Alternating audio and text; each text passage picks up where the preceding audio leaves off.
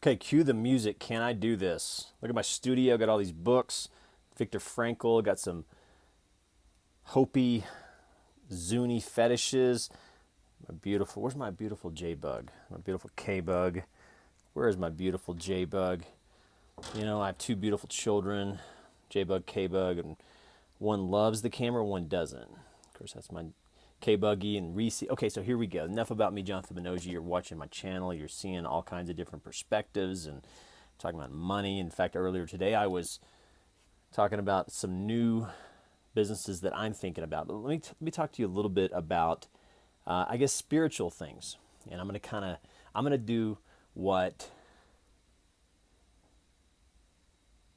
I'm going to do the unthinkable. Could I reduce all these books down into a single sentence, 4 minutes, 20 seconds? Okay, that's 5 minutes. Can we do it? Man, maybe I could be a book reader. Okay, here you go. Okay. The mind, or maybe I should just go straight to Haggai. Haggai. Man, that Haggai 2 is kind of all you need biblically, I guess, if you just kind of want to get freaked out. But let me find like kind of one of those feel-good, nice scriptures that, I don't know. What do you think about? No, that's not. Okay, that's Matthew. Okay, here, I'm going to try to reduce all these books down. The Mind of Raven, Love and Pain, Viktor Frankl, the Viktor Frankl quote about the space between stimulus and response, and The Lazy Man's Guide. And that's probably the best. You should just buy this book. In fact, send me $100 and I'll send you this book, and it'll be worth, oh, I don't know, or buy it yourself. The Lazy Man's Guide to Enlightenment. Man, Thad Golas. And he also wrote Love and Pain. So how can I reduce all these books, these works of art? This one, Eugene Peterson's, he's kind of talking about regular language, how to be mature, page 409. And then it says, this is my life work. This is out of Ephesians. Of course, if you keep going, you're back to Hopi Indian fetishes, and then we got Emmett Fox, and that's probably the second book you need to buy. And then there's this guy, and I really love this guy, Paul Young, Lies We Believe About God. And you can't go wrong with this. I mean, boom, chapter 11, just buy it. Right, I mean, after the last election, just buy that book for just chapter 11 on the Hala. William Paul Young. He also wrote The Shack, and then there's this book. See, I thought it was the same guy, but like the guy with like David Letterman, with like the tutu shorts. But it's a different Richard Simmons. Measure of a Man. These are good books. So how can I reduce all these books down to a simple Fibonacci, so that no matter who's watching this channel, whether you're one of those like stoic Presbyterians or New Agers, I guess I can just go Thad Golas and say, for human beings, pain is necessary. And then he talks about that. And this is why I read woo-woo books, Christian books, Jesusian books.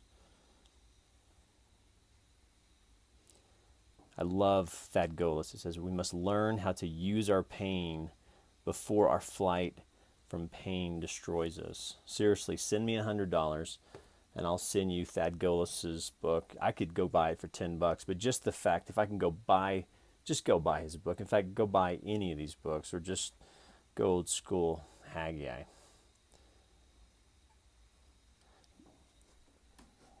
I had a person tell me once, he says, Jonathan, he called me John. He says, you love to put a ribbon on everything. said, well, you know, and the way he said it, I was like, maybe he's right. You know, Exodus 14 says, the Lord shall fight for you. You shall hold your peace. These are things we already know.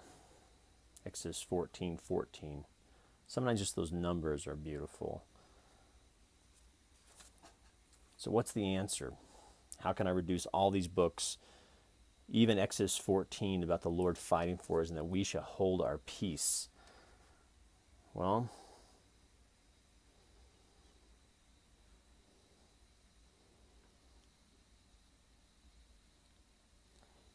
it's about choosing to believe it. And it's about choosing to find the piece of faith that you believe in rock solid, and being willing to let go of anything else that's not rock solid. And it's okay to be honest. And it's okay to have struggle. And it's okay to have pain. And it's even okay to have grief. You know, I had a really, really smart friend say to me once, she said, she was talking about grief. She said, nobody really knows how to process grief. And it struck me when she said that, because I was kind of in my own, I guess, drama like we all are. And then I heard another guy, a completely, he was actually on a documentary. He was a hedge fund guy. And he made a comment. He talked about learning to process grief and process pain. And here's a hedge fund guy. And he was speaking, and the way he said it is we have to learn how to process pain and process grief. So I think if I were to sum up all these books, at least tonight, because, you know, spirituality is always in flux and changes, and yet it's always stable. It's like a tree. Like the tree roots are stable, but then if you're like me, you're always, some days you're like a willow, some days you're like an oak, some days you're like a ponderosa pine, and some days you're just like a willow. Because I wanted to end, as I take a little pause, I wanted to end and say, to remember what my friend said about processing pain and grief.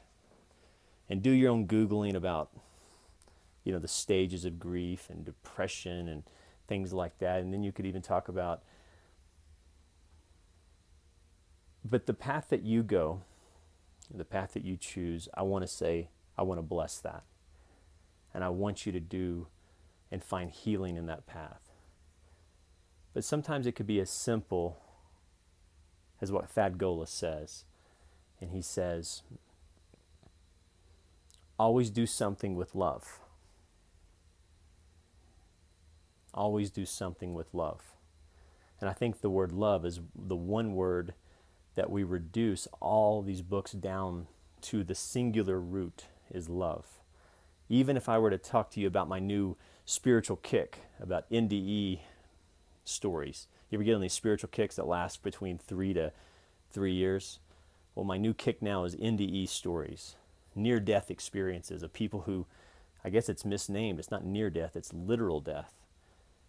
And these people interfaced, and some of these stories are, these guys had really good days, and some of these stories, people had some really bad days. There's actually some pretty graphic, real-life stories of people interfacing with evil and hell. And there's some equally exquisite stories of people interfacing with the light. Interfacing with the light. And it's in, and just go watch those NDE stories yourself, and maybe you'll be like me, you'll kind of get hooked on them. But they've helped me so much. They've helped me to understand my own hero's journey, my own struggles a little bit more, even some of the motifs or the patterns.